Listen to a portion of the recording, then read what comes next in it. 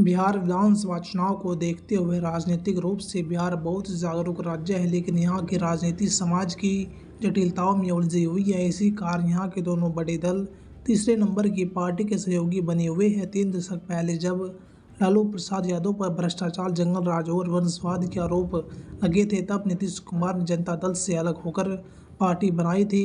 उन्होंने बीजेपी के साथ दोस्ती कर ली थी।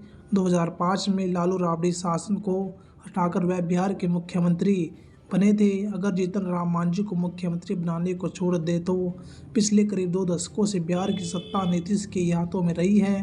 सुविधा और ज़रूरत के हिसाब से वह अपने दोस्त बदलते रहते हैं।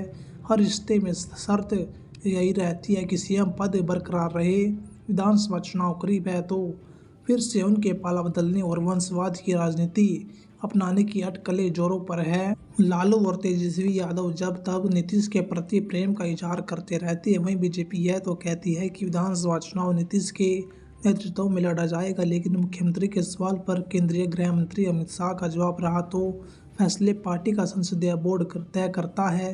एनडीए का सीएम बीजेपी का संसदीय बोर्ड कैसे चुन सकता है? वहीं 2020 के विधानसभा चुनाव में जेडीयू को केवल 43 सीटें मिली थी। इसके बाद भी बीजेपी ने नीतीश को ही सीएम बनाया। नीतीश को इतना नुकसान चिराग पासवान की वजह से उठाना पड़ा, जिन्होंने जेडीयू के सामने अपने उम्मीदवार खड़े कर दिए थे। नीतीश ने इसके पीछे बीजेपी का हाथ माना और शायद इसी से खफा होकर वह लालू और कांग्रेस के गठबंधन में चले गए। पिछले साल लोकसभा चुनाव से ठीक पहले उनकी एनडीए में वापसी हुई। बीजेपी को इसका फायदा भी हुआ, पर विधानसभा चुनाव के मद्देनजर अब नए समीकरण बनाए जाने लगे हैं। बहुमत का बाकी जुगाड़ दूसरे दलों के सहयोगी से हो सकता है, लेकिन ऐसा तभी होगा जब लालू और नीतीश का प्रदर्शन खराब हो।